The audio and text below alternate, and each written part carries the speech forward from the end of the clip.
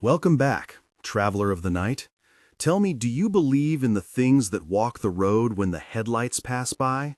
The air tasted like old cigarettes and rain, and the beams of our pickups cut narrow ribbons through black that felt too thick to be only night. Do you want to hear something that will make you check the locks twice, even if you live in the city with cameras on every corner? Because I have a night to tell you about that started with a laugh and ended with 3 men running for their lives.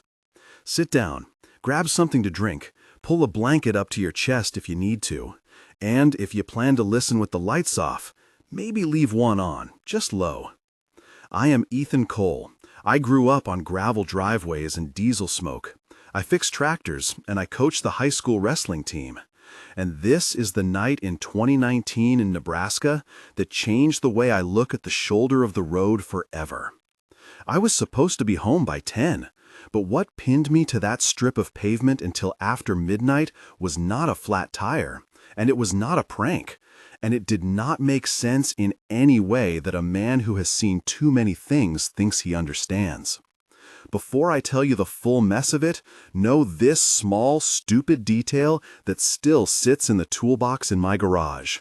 Clean and out of place, my old leather wallet that I found folded into the fabric of the back seat. Because sometimes the ordinary leaves a mark as loud as the impossible. Stay with me, because I will tell you exactly where we were, what we smelled, how we moved, who laughed before the first sound that did not belong, and why I still sleep with the truck keys under my pillow. I have to start with what I am, because the story makes more sense if you can picture the hands that tell it. I was raised on a farm 3 miles outside of Ash Hollow, Nebraska, a place where neighbors know arrival times down to the minute, and where jokes about coyotes and crows become family lore by the second winter. My father taught me to read the weather in the smell of the wind, and my mother taught me how to hide a good shot when guests appeared. I took those lessons into adult life, learning tools and silence and how to put a boot into a stubborn gate.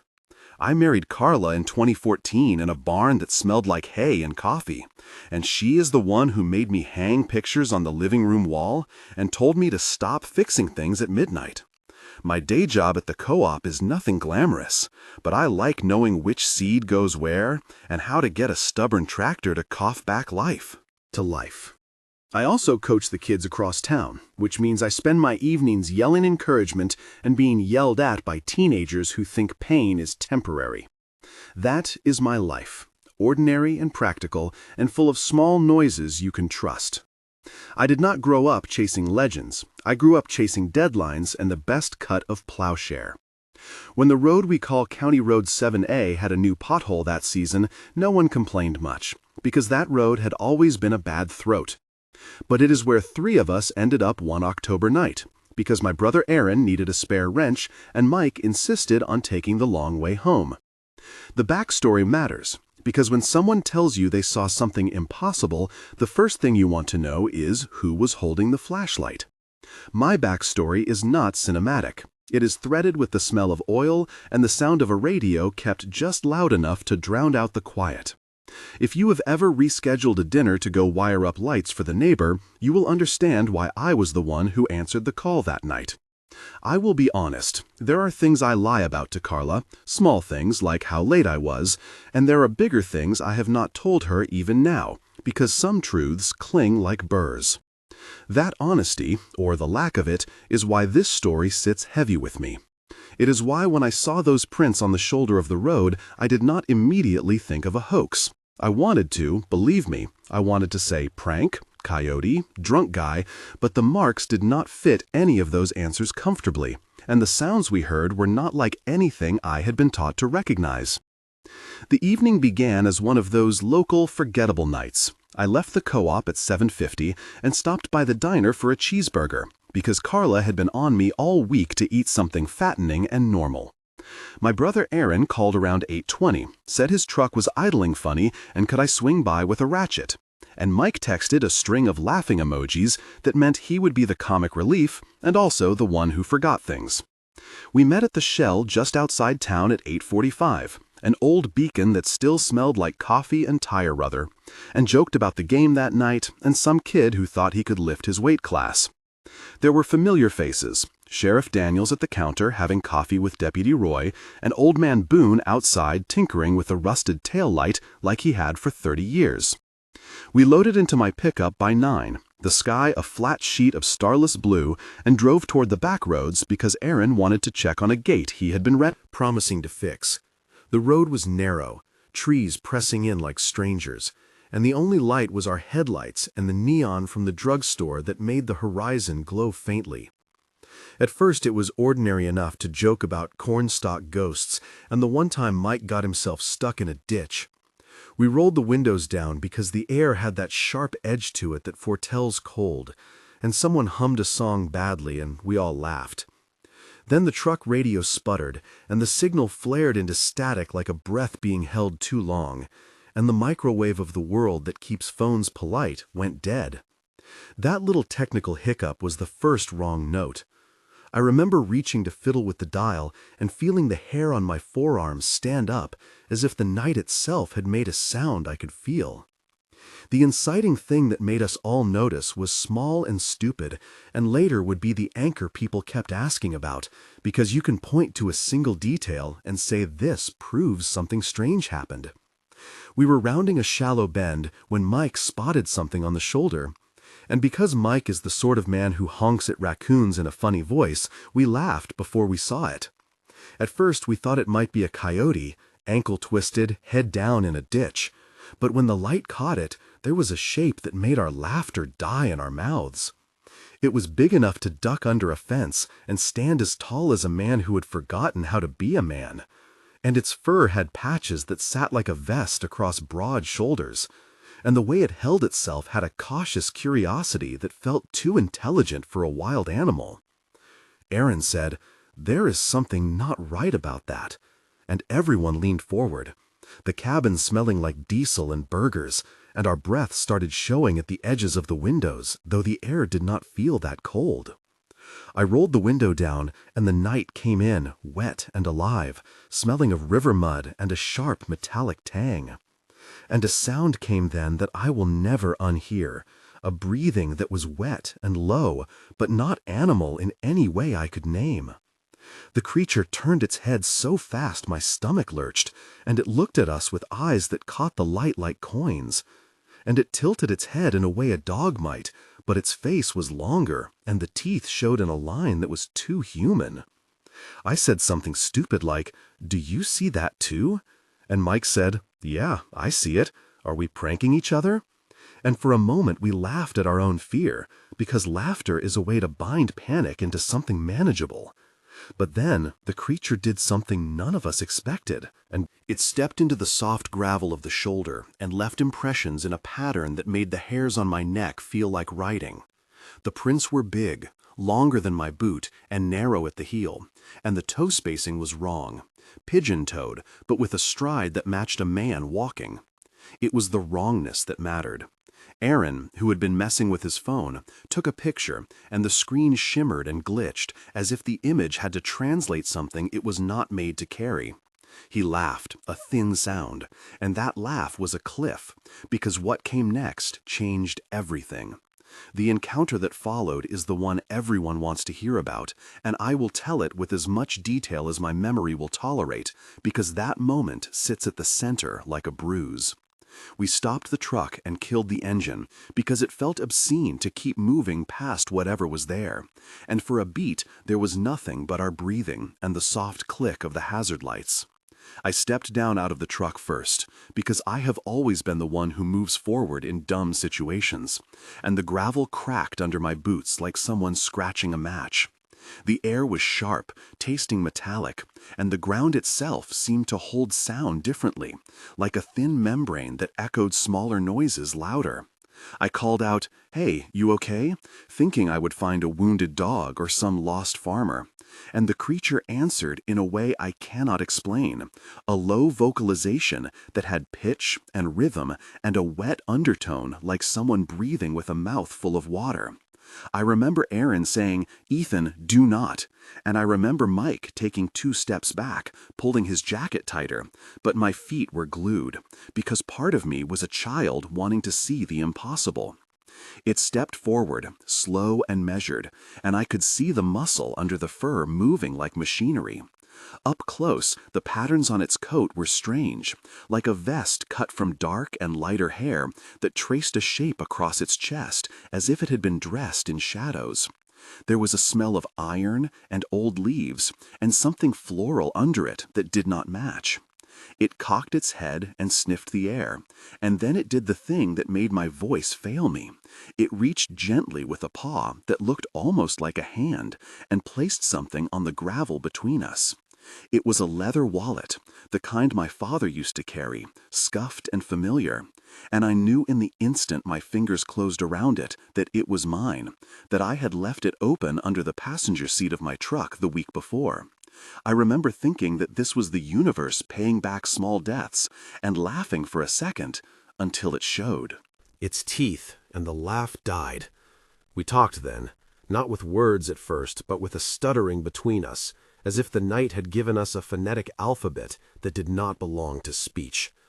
Mike swore, a string of curses I will not repeat, and Aaron tried to get a picture again, and the phone shutter sound came out wrong, like someone tapping a table with a wet spoon. The creature tilted its head toward the dark line of the road, and then suddenly it moved, faster than anything of that size had a right to move, and the sound it made as it ran was a scraping that sounded like metal on metal. It did not run toward us. It ran alongside the ditch, keeping pace with the truck as if it had memorized the lines of tarmac and wanted to test the limits of what our lights could hold. There is a terror that is not loud, and a terror that is a precise instrument, and watching that long-legged thing move with intent along the shoulder was precise terror. We decided to get back in the truck, only because the idea of staying felt like a bad scene to star in, not because we had any plan. Aaron jumped behind the wheel, and the key turned like a promise, and the pickup lurching forward felt like an answer. We drove slow, not wanting to provoke anything, and the creature matched our speed for half a mile, keeping to the shadow between the pavement and the corn. At one point it paused and looked at us, and I swear it lifted one paw and scratched at a metal fence post in a pattern, 3 marks repeated, and then a pause, like someone making a simple code. We slowed down again because Mike couldn't help himself and rolled down his window, holding his phone raw in front of him. He said, "This is insane," and the creature stared as if it had been waiting for that accusation.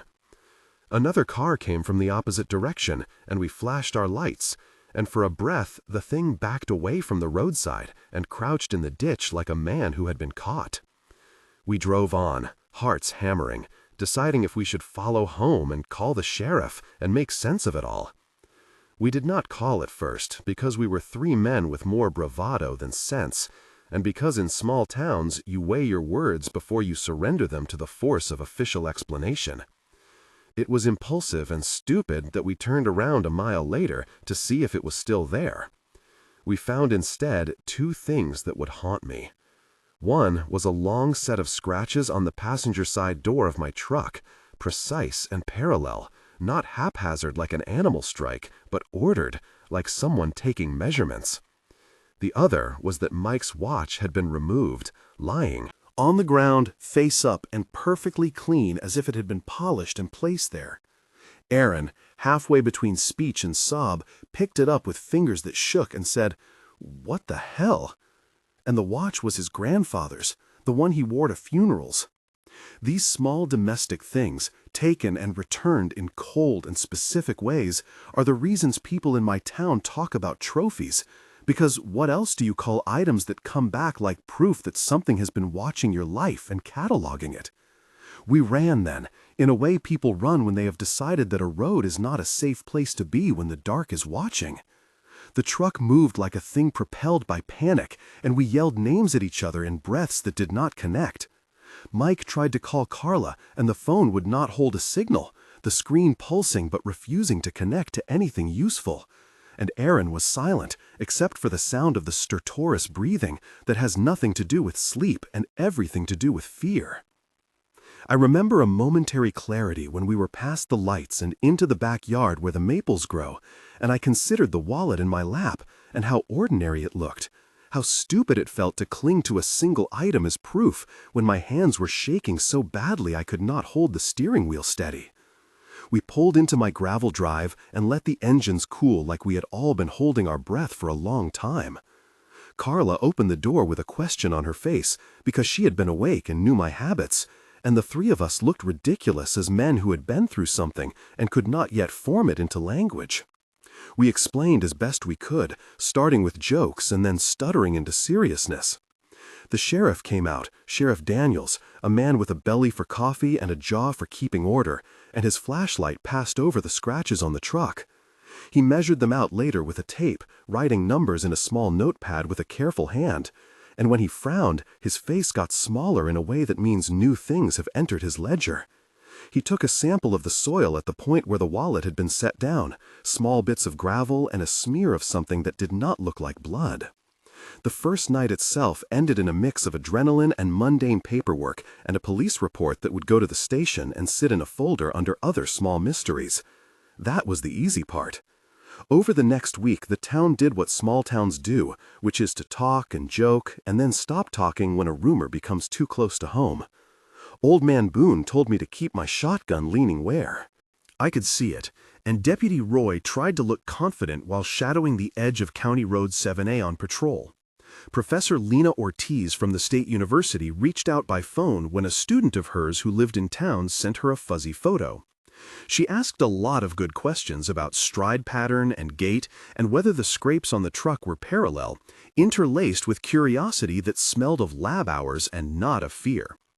The paper ran a brief article noting the report and quoting Sheriff Daniels, who was measured with his words and careful about scaring a town into mania. People taped their motion lights and checked the locks, and for a while the thing was a conversation starter over coffee. Then it stopped being funny. 2 nights later, Aaron called me and said that Mike and he had been driving back from a deer lease and had the straight last half mile where County Road 7A cuts through marsh and willow when something crossed the road in front of them. This time, there were 3 small, bright lights at the shoulder of the road, like eyes or reflective tape. And the engine felt heavy, like something was pressing on the hood. They swore they could hear a low thrumming that matched the pulse in their ears, and then a smell like wet copper filled the cab, and they had to roll down the windows. When they got out to look, they found more marks, deeper this time, and a line of feathers pinned to the fence with small claw marks, arranged like a mockery. Mike swore on his mother that it had looked at him and laughed, a sound he described as half a bark and half a human chuckle. I remember the shock in Aaron's voice when he said that, because Aaron is not a man given to theatrics. That is when we decided to stop alone patrols and start to think like investigators, because multiple sightings with similar details stop being delusions and start being patterns. We named the pattern to keep the terror manageable, calling it Dogman, because it had the stance of a dog and the face of a man, and the things humans do when they do not want to feel helpless. When you try to take something like this and turn it into data, you find your tools are clever and small. We photographed prints and made plaster casts, we took soil samples and sent them to a lab because you do what you can to make the unknown legible. I will describe 3 of the technical procedures we used because I think the detail matters to put the experience into a frame and because someone always asks about proof. First, we used a tape measure and calibrated scale when photographing the prints, placing a coin and a ruler in the shot for perspective. Then made a plaster cast by mixing dental plaster with water, sour cream consistency, pouring it into the depression and letting it harden for 35 minutes before chipping it out. The cast held a glide pattern and subtle keratin ridges that did not match typical ungulate or canine prints. Second, we ran a spectral analysis on audio recorded that night using free software to look for harmonic structures, converting the wave files to spectrograms at a 44.1 kHz sampling rate and applying a Hanning window to reduce edge noise, which revealed a fundamental at around 120 Hz with overtones that suggested a vocal mechanism not consistent with known mammalian vocal tracts. Third, when we compared scratch patterns on the truck to known claw marks, we measured the gouge widths and angles and calculated force vectors by examining displaced paint and metal deformation, using calipers and a portable hardness tester to estimate the pressure required, concluding that the strokes were concentrated and applied laterally with repeated effort rather than a single swipe. Each of these procedures reads clinical, but they were our way of trying to anchor something slippery. They did not produce a smoking gun, but they offered lines you could follow if you wanted conviction, not just cold terror. While we were doing this, more people started to tell us about small things that did not add up. A teen named Cassie, who worked the graveyard at the truck stop, said she had a regular at 3 in the morning who came in smelling of river mud and asked for hamburgers cold and rare, and once left a paper crown on a table that no one claimed. A farmer down the road named Miguel reported that 3 of his sheep had been found alive but strangely arranged in a circle in the pasture, their wool braided with strips of old rope. Professor Ortiz drove down one afternoon with a student and looked at the casts and the spectrograms, and she reached a hand out to touch the plaster with that scientist look of someone wanting data to confirm what their mind suspected. She said, "These patterns are interesting." And that interest turned into field notes that we could hand to someone with more authority. Sheriff Daniels arranged for a perimeter watch with deputies taking shifts, and Deputy Roy brought thermal imaging from a department grant. The thermal camera showed nothing beyond normal heat signatures from raccoons and cows until at 2 a.m. it picked up a long dark line moving against the ditch that registered colder than the body heat of a mammal, and then the image cleared and registered a faint warm head. We questioned an academic, Professor Harris at the State Agricultural Extension, who suggested that some unknown could adapt behaviors from observation if it had been living on the border of human space for long enough. He called it opportunistic learning, and when he used the phrase, he seemed both fascinated and a little afraid. People in town started leaving small offerings at the roadside, candy bars and pieces of meat, as half joke and half appeasement, like children leaving presents for a storybook monster.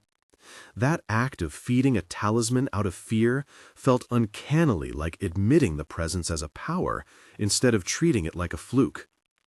In those weeks, the community turned into a patchwork of serious study and superstition, and I imagine that is what any frontier becomes when it is visited by something it does not understand.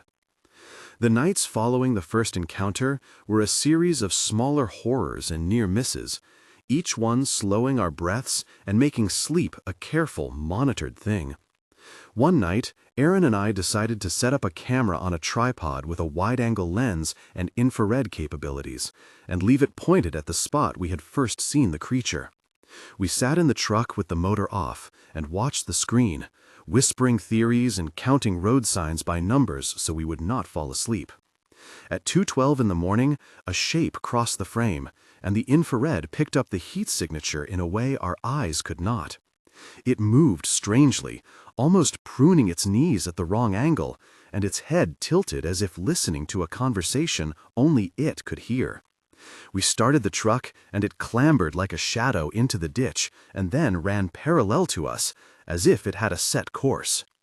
We tailed it at a distance one night when the roads were empty, and found it lead us to the edge of a drainage, where the moon happened to catch something set between 2 fence posts, a ring of bent metal and 9 small white feathers stuck to the nails. It felt like a message in a language we did not know, and left a line of chill down my spine. There were nights when we did not see it, but the road told us it had been there, stripped corn husks in a peculiar pattern, and the pumps at the gas station registering a tiny but unexplained draw on a security camera. The tension built slow and then fast, like a tire losing pressure and then exploding. The climactic night that I still wake up to is the one where it stopped testing and chose to hunt. We planned badly with bravado, thinking our numbers would be deterrent, thinking that more eyes make better barriers. It was October 12, 2019, and the wind had a taste of cold coal. The moon was a coin hidden by clouds. Aaron, Mike, and I decided to drive out together to place decoys and test reactions, and we took a camera and the old shotgun from my father, not because we expected to use it effectively, but because it felt safer to hold metal in a shake than to stand empty-handed. We parked on the shoulder with clearing lights and left the engine running this time, because none of us wanted to be stranded again, and we set a series of small lights along a curve like bait. Conversations were short, 8 to 10 exchanges that I can still quote back because the tape of that talk is rewound in my head. Me saying, maybe this is dumb. Mike saying, it is not a big deal. Aaron saying, we will be careful. Mike telling a joke about Boone stealing pumpkins. Me reminding them the shotgun is loaded. Aaron saying, just in case. Mike saying, look that way. Me whispering, do you see the eyes? Aaron whispering, get the camera. Mike telling us to shut up. Me trying to breathe. Those exchanges are small bricks of discourse we tried to build into a wall. We did not finish that wall. The creature appeared at the edge of our lights like someone pulling a curtain, and its outline was massive and wrong. It came in with a gait that matched man-like stride and canine shoulder drive, every step measured, and its head moved with a deliberateness that made it seem like an assessor. The 5 senses crowded forward. Sight of that long neck and the way its coat sat like armor, the sound of its breathing that pushed cold moisture into the truck, the smell of iron and moss, the taste of fear at the back of my throat as dry as dust, and the feel of gravel slipping under boots when we tried to stand. It made a sound then that was not a bark or a voice, but a collage of both, a phrasing like a laugh followed by a sharp clipped exhalation. It tested us. And when Mike shone a flashlight full on its face, it flinched, not from the light, but as if remembering something. Then it lunged. The lunge was not a cinematic leap, but a fast, efficient motion, and we were not prepared. It hit the side of the truck with enough force to wobble our lights, and the sound of impact was a sickening give, like metal folded in hands. The shotgun fired once in a panic, and the shell fell empty from the action, and that was the second sound I remember, besides the creature. It made a noise like a human cry and an animal growl mixed into a sound you might hear when a door slams, trapped with someone on both sides. Aaron was thrown clear from the cab onto his side, and I can still see the way his jacket lifted like a flag as he knocked stones across the gravel. And Mike was pinned against the bench seat, trying to steady a phone in his hand. The creature tore at the door with those long hands and left lines across the steel, parallel bars that looked deliberate. There were moments of slow motion in the middle of that night, where time dilates and every decision matters more than logic allows. We were slipping into the script of a survival story none of us wanted. Somehow, between a burst of adrenaline and fear, we managed to get the truck into gear and roll forward. The creature released the truck like a person letting go of a fence, and it disappeared into the ditch in a way that made me think it had chosen to let us go. We drove at speed until the road blurred and pavement became memory, until the long lights of town were a relief so basic it made me cry in the cab. The immediate aftermath was messy and bureaucratic and full of small practicalities that feel ridiculous when stacked against a thing that seems like myth.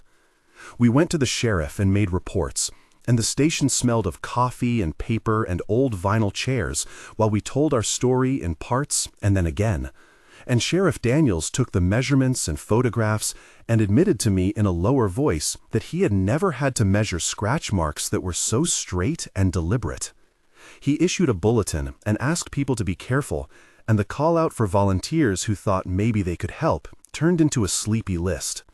Professor Ortiz came down again, and we sat at the kitchen table with cups of coffee cooling and went over the plaster casts and the audio files. She said, "I do not have a species for this yet," and she wrote notes in a way that made it seem like a homework assignment rather than a threat. The community reaction shifted from curiosity to cautious defense. People started traveling in groups at night, and the gas station installed motion lights with the glare of stadium bulbs. And despite the added light, people still reported waking to the sound of something scraping at the side of their buildings, the same precise marks, like someone drawing a line with a knife. There was talk of bounties, and of cameras, and of bringing in the university to help, and there was also the old language of stories and offerings. We began checking our doors twice and leaving lights on. I started sleeping with the truck keys under my pillow, because logic and superstition are siblings when you have been close to something that rearranged your sense of safety. A lot of people ask what we did wrong and what we did right, and I still do not have neat answers. We did document things, we did try to use tools that turn phenomena into data, and we did call in people who could lend a veneer of science to the story. But we also made mistakes. We left a volunteer post exposed that weekend, and someone thought they could resolve it with a flashlight. That volunteer never came home until morning, shaken and unwilling to talk at length, and later told me they had seen eyes moving in the marshes and felt watched like 100 small lenses. The sheriff organized A controlled observation for a week with cameras and thermal, but field equipment has limits. Power went out 2 nights and some footage corrupted, leaving only faint silhouettes and strange audio artifacts. We tried to chip a bit of fur from a snag on a barbed wire fence. The genetic tests came back inconclusive and then contaminated, and the lab reported that the protein signatures were degraded in a way unusual for a known mammal. Dr. Harris from the vet clinic looked at the bite marks on a discarded deer carcass and said the spacing of the teeth matched a primate molar pattern, and yet other features suggested a large canine structure. He used words like hybridization and unknown, which read like caution rather than conclusion. These technical struggles are part of what makes the story complicated, because if you want to prove something impossible, you first have to prove the impossible is repeatable and measurable. The community response changed us. Carla started sleeping in our bedroom with a lantern on the dresser, saying she could not stand to have the dark swallow the house. I began checking fences before dawn, hands on posts, because the mind wants to touch the world to be sure it is still there. Mike moved in with his sister for a while, and Aaron went back to work, but his laughter lost its original pitch. People who had been skeptical became quieter. The local church organized a night watch for a week, and some of the older folks brought folding chairs and thermoses, sitting in a ring of light like guarded islands. The town banded together in a way that is sweet and ugly at once. There were small acts of kindness, folks bringing over casseroles, and then there were crueler things, people posting shaky videos online, and strangers calling our phones with conspiracy questions. I found solace in small practical routines, like oiling the hinges on the barn door and counting fence posts every morning. I started keeping a log and writing down every moment that smelled off. At the bottom of that log, I drew a small circle around the dates when something had been returned to us by the creature. There were 3 returns that made me feel like a ledger might be what we had. A leather wallet, Mike's watch, and a small paper crown that Cassie found at the truck stop. Each item was clean and placed deliberately, as if somebody wanted us to know someone had been looking. As the months passed, some things settled into patterns and others dissolved into whispers. Professor Ortiz published a cautious piece in a regional journal about pattern behavior in animals near human settlements and used our data as an example of ambiguous evidence. She used phrases like anthropogenic influence and observational bias, which soothed some readers and angered others.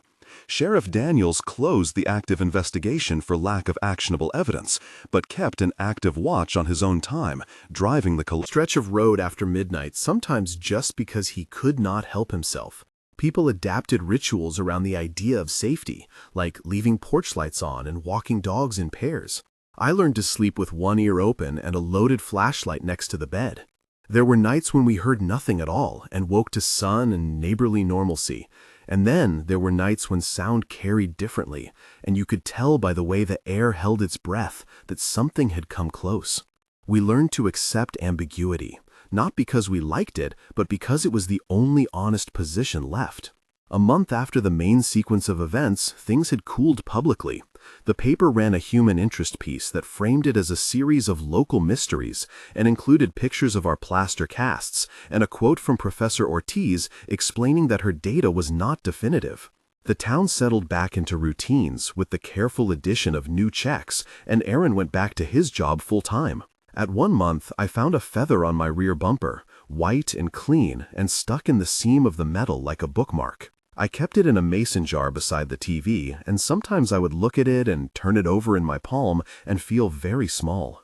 At 3 months, someone spray-painted a crude symbol beside the gas station, and people whispered that a club of kids had started leaving offerings, which made Sheriff Daniels frown and call meetings with parents and school administrators. The symbol was 3 lines in a pattern similar to the scratches, and someone had scrawled "Dogman" across the concrete. At 6 months, the items returned to people had multiplied in odd ways. Small things like a missing button from Mrs. Peters' favorite apron and a flattened coin belonging to a boy named Tyler who had been saving it to buy comic books. It is in these months that our community learned to live with a question in its pocket. The epilogue to that first season of Fear is not a resolution, it is an acclamation. We carry the memory and the scars, and sometimes they fade until something shifts a conversation back to the night. If you want to know whether I still believe in the creature that hunted us, the answer is complicated. I believe in pieces. I believe in the prints and the scratches and the audio that looks wrong on a spectrogram. I believe in the domestic things returned like trophies that are too domestic to be random. I also believe in human minds that fill gaps with patterns, and in cameras that fail at generative moments. The best I can say is that the thing I saw is not in any book I own, and not in any catalog I can find. It is a presence that loitered near the border of human night, testing and measuring us like a neighbor trying to learn a name. My life changed in small ways. I stopped going out alone at night. I started locking tools inside the barn and sleeping with the truck keys under my pillow. I found myself checking for footprints at dawn, for patterns, for that 3-mark scratch repeated. I applied to the community college forensic program to learn how to make my documenting better, and I attended a seminar with Professor Ortiz about field methods, because when the world hands you a problem that might be real, you learn to sharpen your instruments. I joined an online group of people who share sightings, and we trade notes and photos, and sometimes we argue about what is evidence and what is wishful thinking. My friends are the people who were there that night, and we meet sometimes to drink beer and tell better versions of the story, a therapy of repetition. The humor remains, because we cannot live forever with sorrow, and Mike still makes a joke about the crown left at the truck stop like a talisman of absurdity. But the caution is always there, a small muscle tightening when the night feels thicker.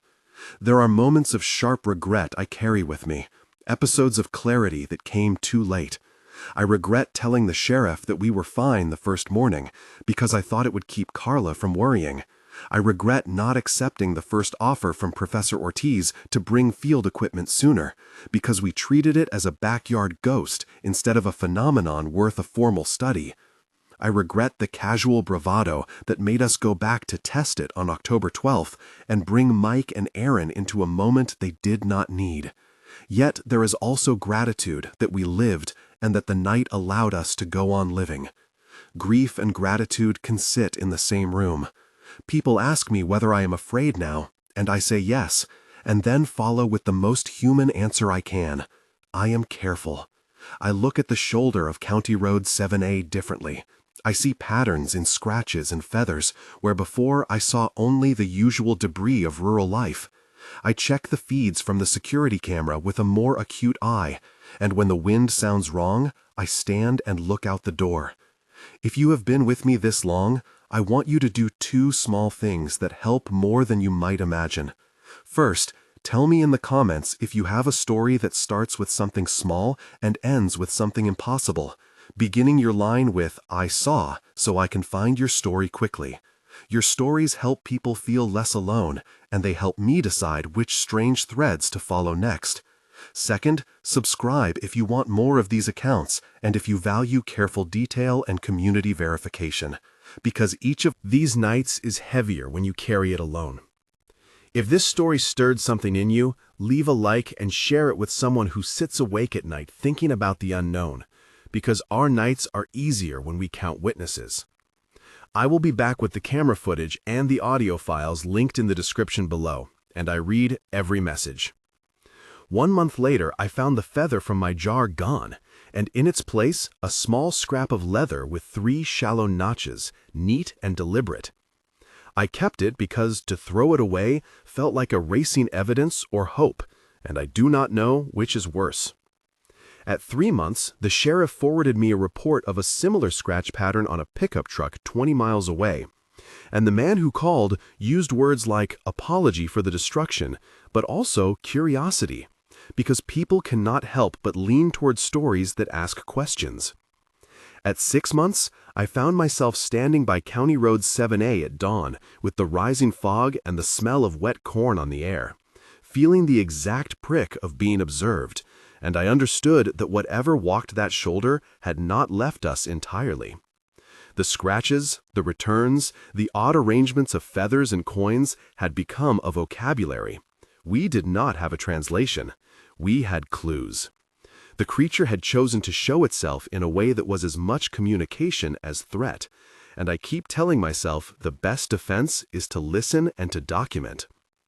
I will end where I started, with that little ordinary object that was both ridiculous and impossible, my leather wallet, which sits on the shelf in my garage like a relic and a reminder. When people ask if I believe in the Dogman, I say I believe in what we experienced, and I keep a skeptical, open hand to anything else. If you live near fields and back roads and you hear a breath that does not belong, check your lights and your locks, and if you can, take a picture. If you want to share your own memory, start your comment with "I saw," because I read them and I catalog them, and sometimes they become maps. Subscribe if you want me to keep making these nights public, because I will not be embarrassed to say I am afraid, and I want company in that fear. Keep your porch light on, check the edges of your road, and do not go alone to places where the dark feels patient. If you have a story to send, email me at the address in the description, and if you want to help, learn how to cast prints and how to record audio properly, because we are better together at turning the unknown into something we can study. And if you ever find something returned to you, do not throw it away. It is not closure, but it is a conversation. Starter. And some conversations are dangerous, and some are necessary. If you listen at night on County Road 7A, you might hear the thing that once hunted 3 men and returned 1 old wallet, and you will judge for yourself what to do next.